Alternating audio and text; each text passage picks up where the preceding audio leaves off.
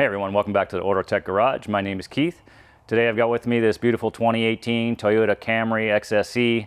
This is one of the best-selling Toyota products on the planet, and I know there's more than a few of you out there driving this vehicle probably would like to see a tutorial on how to change the oil and filter and service this car.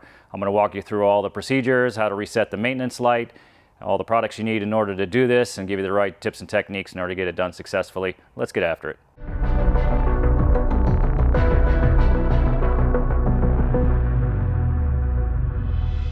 The first thing I like to do before I get started and get all dirty with the hands, I want to get inside the interior, reset the maintenance light.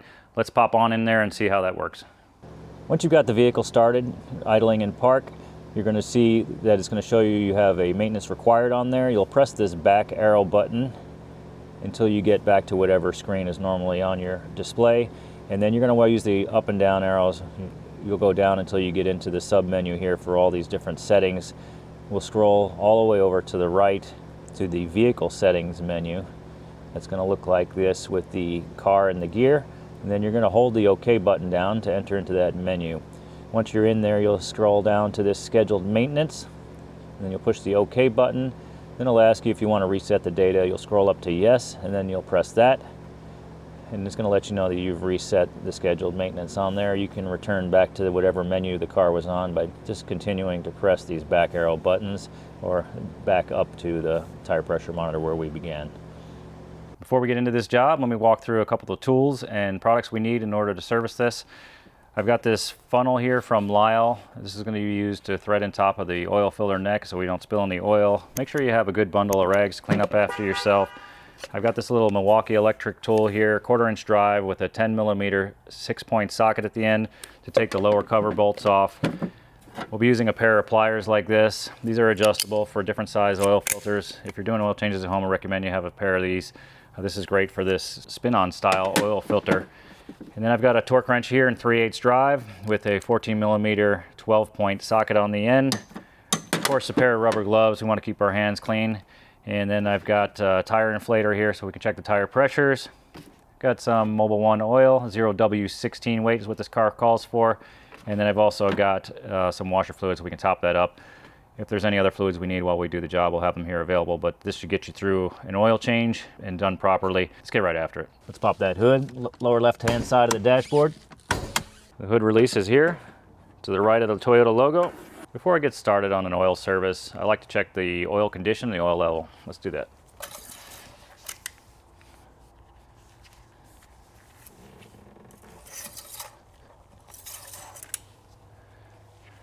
The oil is full, and it doesn't look too bad. I'm going to put this oil dipstick in about halfway to remind me that I need to put some oil in it when we're done. We're going to take the oil cap off here. Before we pull it off all the way, I like to wipe around the cap. Make sure there's no debris that's going to fall inside the top of the engine here once we take it off. With the cap off, I want to make sure the O-ring is installed, and we're going to wipe that off, make sure the surface is clean, and also wipe the mating surface for that O-ring at the filler neck here. I'm going to set this off to the side, and then we're going to check some of these fluids. Over here is where your brake fluid is located. It has a minimum and a maximum level on it. Make sure the brake fluid is in that zone over there. You can check the condition of it in here. Make sure it looks clear or yellow. Over here is where your engine coolant is, or your antifreeze. That same thing here. There's a minimum and maximum level. Make sure this is between the two. We can go ahead and top up the washer fluid right here.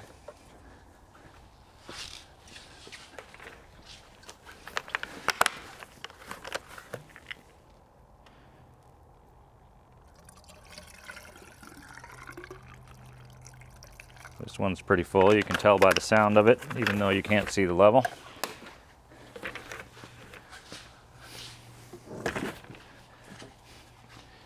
And I like to check the air filter when we're doing this.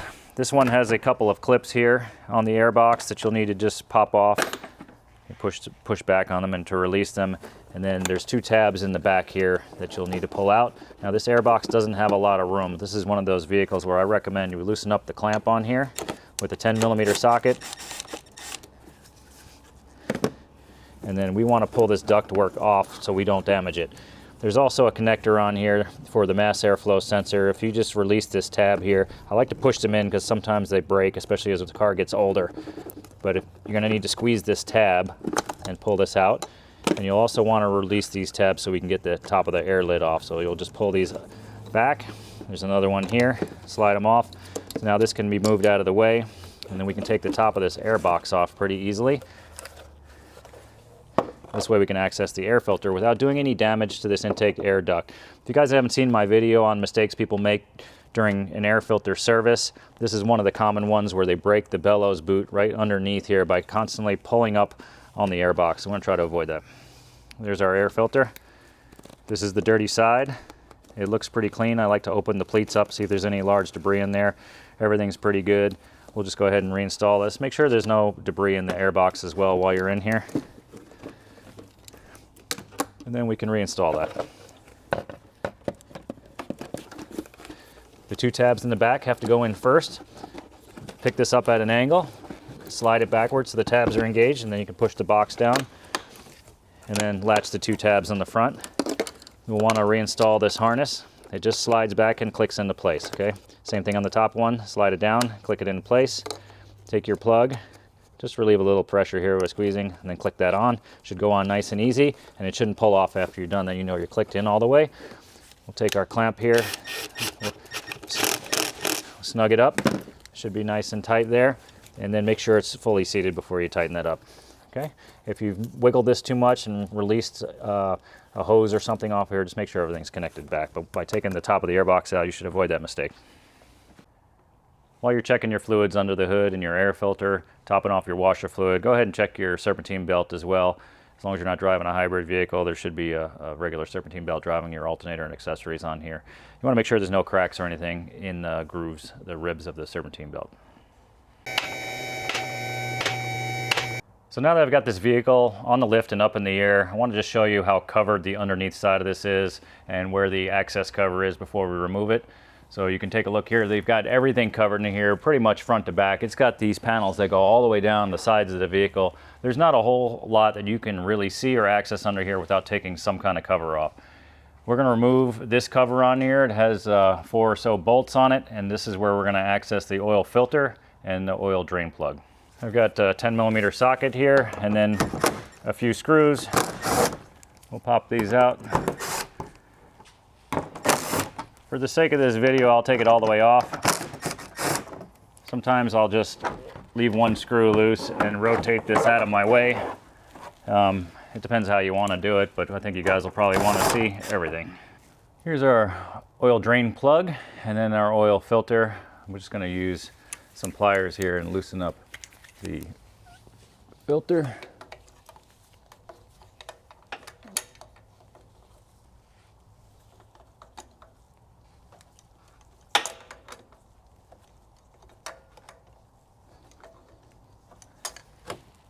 And I really prefer to use some pliers like this if you can access the filter.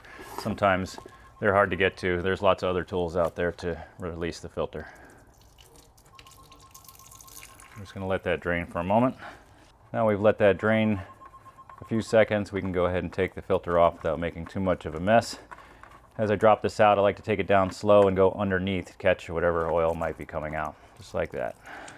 With the oil filter removed, I want to clean the mating surface, the flange where the oil filter screws on, and you can wipe the threads also. Then we can install the new oil filter. This Toyota takes the spin-on oil filter. Nothing fancy here, but when you open this box, it'll come sealed with some plastic on it. Just rip the plastic off of here. And then underneath, a lot of times on the oil filter, they'll already have it pre-lubed for you. There'll be a little bit of grease on there. That's why they put the seal on it. And then if you want on a vehicle like this, again, where it mounts in here horizontally, it's not really worth pre-filling, especially for the size of this filter. This thing is tiny. There's no need to pre-fill this filter. I get a lot of questions on this all the time. It's just not necessary. Watch a couple of my other videos and I'll explain in there why. Just go ahead and screw this on there, no problem. As long as your flange is clean and you've got this oil film on here, we're ready to put it back in. Now, the torque spec on there is 13 foot-pounds. Not easy to get a torque wrench on there without a special adapter that goes, a cup that goes on the back. Just snug it up. Not super tight, it's a tiny filter. Not loose, not tight. With the filter installed, we'll go ahead and remove the oil drain plug. It's a 14mm size. A wrench like this works well. I recommend you use a box end wrench, which is a full circle on the end. Don't use the open end of a wrench. You have a potential to strip the drain plug on there. This will be a lot more secure as you're taking it off. Make sure it fits on there nicely. And just a little pop, that'll free it up, and the rest should come out by hand. We'll set the drain pan here to catch everything. And what I'll do is I'll thread this out. I'm pushing up right now into the drain plug while I loosen it. This way I can get it all the way to the last thread, and then once I've done that, I'm going to drop it out and see if we can get the oil to go straight down into the bucket without splashing back on us. And we're going to let this drain completely. While we do that, let's put some air in the tires. Depending on where you live and the temperature in your area, I usually like to set these tire pressures somewhere between 33 and 36 psi. All right, so now we've got this oil drained pretty well, evacuated here, and it's down to a very slow drip. I just like to wipe off the mating surface at the bottom of the oil pan, make sure there's no debris on it. Make sure your drain plug surface is clear and clean, the threads are clean, and then install your new drain plug gasket. And we're going to thread this up in the hole by hand until it seats all the way. We're going to tighten this up by hand. Just snug it up. This way it's not anything dripping out of there. You can wipe that off, and then we'll get our torque wrench. We're going to torque this to 30 foot-pounds. Got the 3/8 drive torque wrench set to 30 foot-pounds with a 14mm socket, and we'll just go ahead and tighten this up. There it is. All right, now that we've got our oil filter snug and our drain plug tightened up to our torque spec, we're going to go ahead and throw this cover back up. There is a little tab here that needs to go up above the cover before you slide this into place. That'll hold it up so you can put this up with one hand, and then we're going to start these screws here by hand. Now these are not bolts, these are screws. They have a little point at the end, so don't over tighten these, otherwise you won't be able to reuse them again in the future. They're just going to destroy the threads on the insert that they thread into. So get these all started, and then we're very gently going to snug these up with our little tool here, 10mm.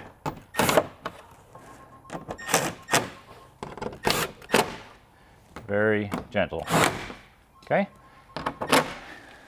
Now we're ready to lower it down, put some oil in it. All right, now we're back on the ground here. We're ready to put some oil in here. The capacity on this is about 4.8 quarts roughly. So we've got a 5-quart jug here from Mobil 1. It is not a gallon, it's 5 quarts. And we're gonna put the majority of this in there, leave a little bit left in the bottle. That should get us pretty close to 4.8.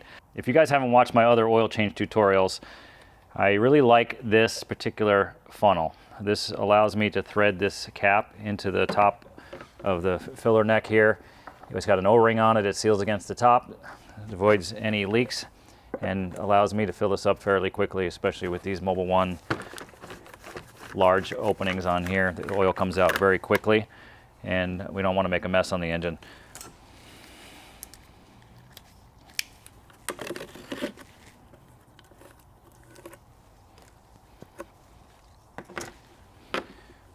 All right, let's get this filled up. And you notice how fast I can pour with this funnel without it making a mess. So see how it starts to back up in the funnel? It's taking the oil in pretty quickly. And that's why I like to use this. It just speeds the job along. So I want to leave just a little bit left in this 5-quart jug. It looks like I'm about a quarter of a quart left. Put another splash. And then we're gonna check the oil level real quick, see where it sits. Wipe the dipstick off, insert it all the way down, and we'll check the level. So we're right there, just a tad above the full level. We'll take this out, install our oil fill cap. Make sure your surfaces are clean. We should have done that already. Now we're ready to run the vehicle. After we run the vehicle for about 30 seconds or so, we'll go ahead and recheck the level after it's sit for another 30 seconds after that. Make sure it's right where it needs to be at the top of the full level.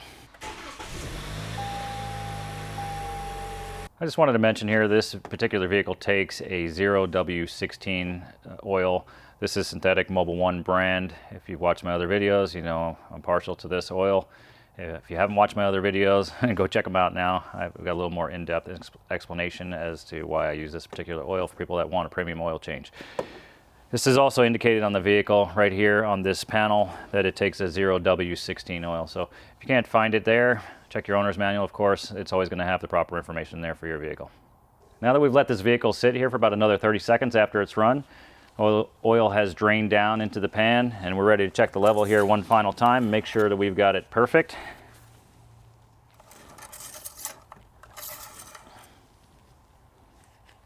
And it's looking really good. We're right there at the top of the full level, the upper dot on the dipstick. This oil change is complete. Well, that concludes the oil change demo here for you guys. I hope that gives you the confidence you need to get out there and change the oil on your own Camry. It's a very simple job and nothing you can't handle at home. If you guys are loving the content we're bringing you, please hit that like and subscribe. It helps our channel grow. We want to bring a lot more content like this to you. Go ahead and check out this next video we got right here, and we'll see you in the next one.